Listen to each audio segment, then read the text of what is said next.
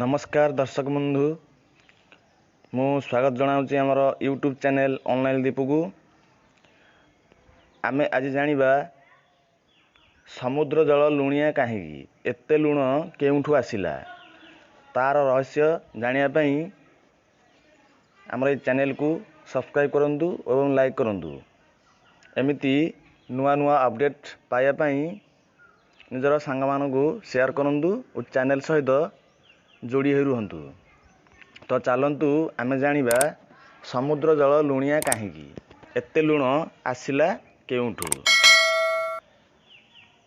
आमे समस्ते जानू जे सागर एवं महासागर जल लुणिया किंतु एहार कारण खूब कम लोक को जना थाए। समुद्र जल एते लुणिया जे यह बिल्कुल पीवा सापेक्ष नुहे। समस्ते जानिछ लुणिया पानी केही पियंती नहीं। तेबे एठार प्रश्न उठे जे समुद्र रो एते लुण केउठु आसिला जे जल लुणिया होई गला। आज यही प्रश्न पर परदा हटाई वैज्ञानिक कारण आमे तुमको बतेइबू। आम पृथ्वीर 70% जल रही एहार 97% सागर एवं महासागर रे रही। अमेरिकार नेशनल ओशनिक एवं एटमॉस्फेरिक एडमिनिस्ट्रेशन अनुजाई जदि समुद्र समस्त लुण को बाहर करी स्थल भाग में विस्तार करा जाए तेबे एहार स्तर 500 मीटर उच्च हेब।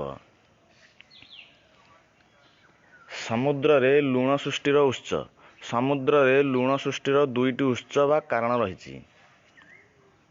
समुद्र रे सर्वाधिक लुण नदी आसी थाए। आमर जो लुण सबू आसी समुद्र रे सर्वाधिक लुण नदी ही आसी थाए। एठारे सूचना योग्य जे वर्षा जल सामान्य अम्लयुक्त होता है। वर्षा जलटा सामान्य अम्लयुक्त होता है।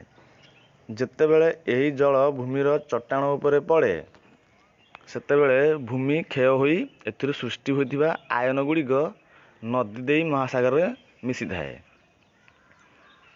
यही प्रक्रिया लक्ष लक्ष वर्ष धरी चली आसुची। तो यह थिला समुद्र जल लुणिया बा खारिया हेबार गोटे कारण। तो द्वितीय कारणटी हेउची यह व्यतीत महासागर रे लुणर आउ एक उत्स रही जहा कादुआ चट्टाणु मिलुथिबा उत्तप्त पदार्थ। यही पदार्थ समुद्रर सबु स्थानरू आसे नहीं बरम सही गात एवं छिद्ररू आसी थाए जेउठी पृथ्वीर आभ्यंतरीण पृष्ठगुड़िक सहित समुद्र संजोग रे आसी थाए। गात एवं छिद्ररू समुद्र जल पृथ्वीर भीतर पृष्ठ सहित संस्पर्श रे आसिले ताहा गरम होई थाए। एहा द्वारा अनेक प्रकार रासायनिक प्रतिक्रिया सृष्टि होई थाए। तो समुद्र रे आयन समुद्र एवं महासागर जल रे सर्वाधिक क्लोराइन एवं सोडियम आयन थाए।